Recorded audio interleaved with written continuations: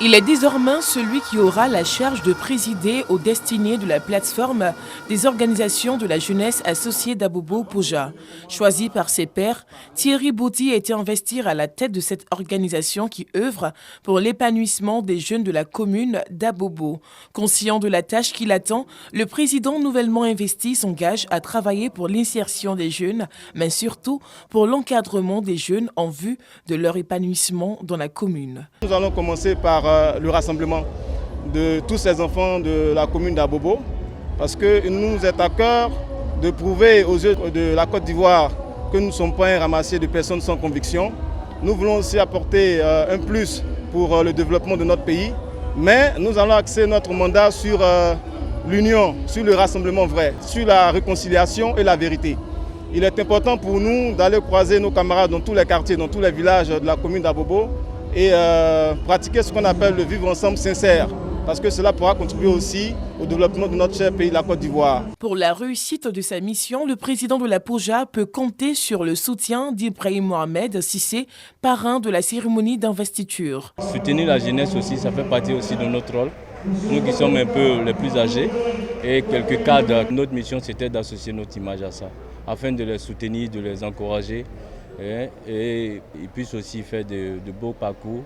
Représentant le premier magistrat de la commune d'Abobo, Siaka Kone n'a pas manqué de traduire sa gratitude à la nouvelle équipe dirigeante de la Poja. Il a ensuite invité la nouvelle équipe dirigeante à cultiver l'esprit d'équipe pour la bonne marche de l'organisation. Madame la ministre d'État leur a demandé de mériter donc, la confiance de la jeunesse de la commune d'Abobo, mais également de ratisser fort, puisqu'il s'agit d'une organisation nationale, ratisser fort pour que cette organisation-là soit représentée partout en Côte d'Ivoire. Plus elle sera structurée et plus les jeunes donc, seront donc, mieux organisés et pourront subir donc, beaucoup de formations. La Poja, plateforme des organisations de jeunesse associées, est une fêtière de jeunesse qui se veut un creuset de développement et du vivre ensemble. Elle regroupe à ce jour 54 associations. Danse et chant dans les locaux de l'entreprise de transport urbain et interurbain Rehoboth Transport et Services. Et cela à l'occasion d'une journée de reconnaissance et d'excellence organisée par la dite entreprise. Objectif, rendre grâce à Dieu, encourager et récompenser ses meilleurs agents, en l'occurrence les chauffeurs de taxi et le personnel administratif, pour leur dynamisme et leur détermination déployée au quotidien. C'est un moment qui est exceptionnel pour moi, très exceptionnel pour moi. Parce que quand je vois tout ce que Dieu a fait dans nos vies, dans notre service, on ne peut que marquer une pause et puis lui dire merci. Le président de la direction générale a tenu à remercier le gouvernement pour la mise à disposition des infrastructures et des institutions qui ont facilité, selon lui, le secteur du transport. Aujourd'hui, le fait de pouvoir permettre aux transporteurs d'être érigés en société, ça nous permet de bénéficier de beaucoup d'avantages au niveau de l'exonération de la TVA. C'était notre combat ça parce que nous injectons beaucoup d'argent dans les caisses de l'État et en retour, nous sommes dans l'informel. Ce qui fait que l'État aujourd'hui ne peut pas nous identifier. Également présents à cette cérémonie, les partenaires. Aujourd'hui, on partage une vision commune avec M. Vanier, qui est le PDG de la société Rehoboth Transport. On souhaite donner accès au plus grand nombre à des véhicules neufs. On souhaite moderniser ensemble le secteur du transport en apportant de la sécurité avec des véhicules fiables. Au terme de cette rencontre, 5 employés ont été récompensés pour leur abnégation au travail.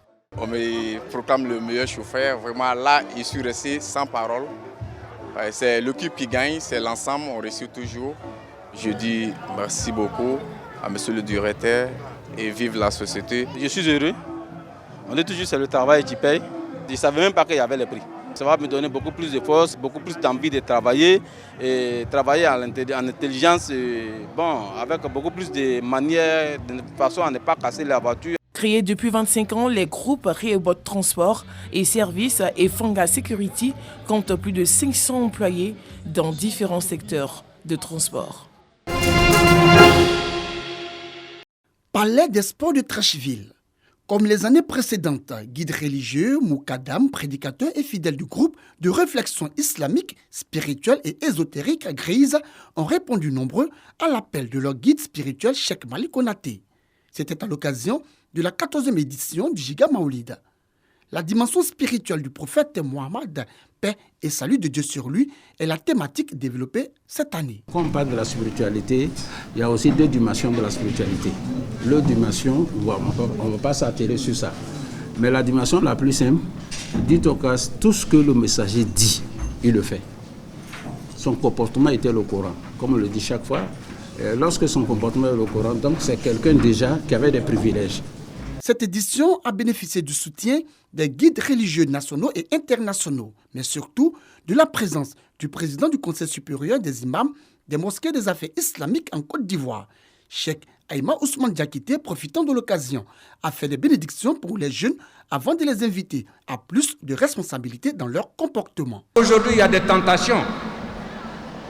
Beaucoup de nos jeunes tentent l'aventure pour aller dans d'autres pays, derrière l'eau. Mais il y a beaucoup qui restent dans l'eau. Pour organiser ce voyage, peut-être c'est 1, 2 ou 3 millions qu'il faut. Mais si tu as 3 millions à Abidjan ici, si tu as 1 million à Abidjan ici, tu peux monter une petite affaire.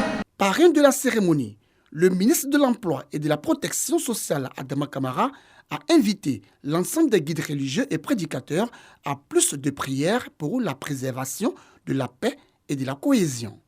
J'implore la puissance de vos prières et invocations pour notre président, son Excellence Alassane Ouattara, pour notre pays, la Côte d'Ivoire, et surtout pour notre espace communautaire qui connaît en ce moment une ressurgescence de prise de pouvoir par des voies non démocratiques. Cette 14e édition du Giga Maulid a été meublée par des chants psalmodies du Saint-Coran, des témoignages de différentes délégations venues de l'étranger et par des bénédictions du guide du groupe des réflexions islamiques, spirituelles et ésotériques Grise.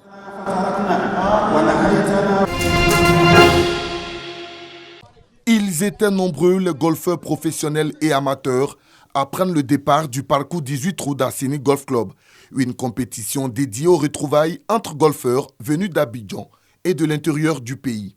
Organisée dans un format mixte, 22 équipes composées d'amateurs et de professionnels lancées sur le parcours 18 trous d'Assini Golf Club. Sous le beau soleil d'Assini, Guy Kosono, Ouattara Yves et Fred Parasol ont réalisé de jolis coups et rendu de belles cartes.